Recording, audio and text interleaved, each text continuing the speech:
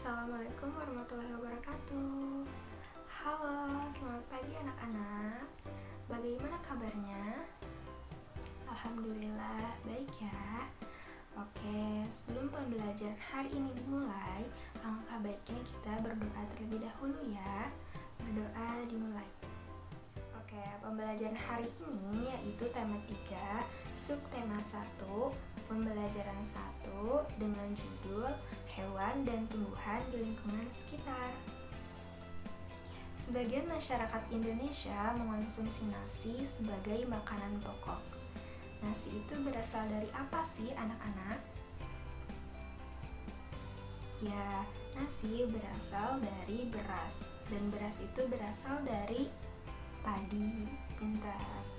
Indonesia memiliki beragam tumbuhan yang bisa dimanfaatkan sebagai makanan pokok. Ada beras, ada umbi-umbian, dan ada jagung. Coba kalian pilih satu tanaman atau tumbuhan sebagai makanan pokok dalam kehidupan sehari-hari. Pasti kalian semua memilih padi kan? Yuk kita belajar mengenal padi. Padi dapat tumbuh di daerah panas dengan curah hujan yang tinggi. Nah, cara menanam padi ada 3 tahap. Yang pertama, benih atau biji padi direndam semalaman di dalam air. Yang kedua, ditanam di lahan sementara. Lalu biji tadi akan tumbuh. Bakal akar dan tunas akan menonjol keluar. Lalu yang ketiga, batangnya akan memanjang, kemudian padi berbunga hingga gabah mematang. Silakan kalian tulis 3 tahap ini di buku catatan ya.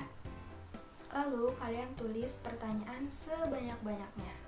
Untuk menulis kalimat pertanyaan, jangan lupa memakai kata apa, di mana, siapa, kapan, mengapa, dan bagaimana. 5W1 hanya dipakai ya, serta diakhiri dengan tanda tanya. Sekarang kita perhatikan gambar berikut ini.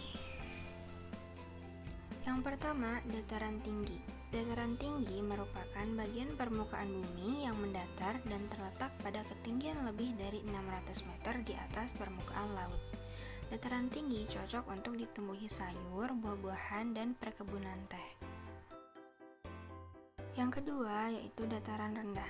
Dataran rendah merupakan bagian permukaan bumi di daerah rendah dan biasanya mendekati daerah pantai. Dataran rendah cocok untuk ditanami bunga-bunga dan tanaman hias lainnya.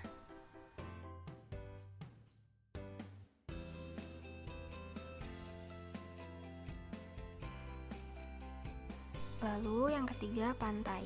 Pantai merupakan sebuah bentuk geografis yang terdiri dari pasir dan terdapat di daerah pesisir laut dan menjadi batas antara daratan dan perairan laut. Pantai biasanya dijadikan sebagai objek wisata.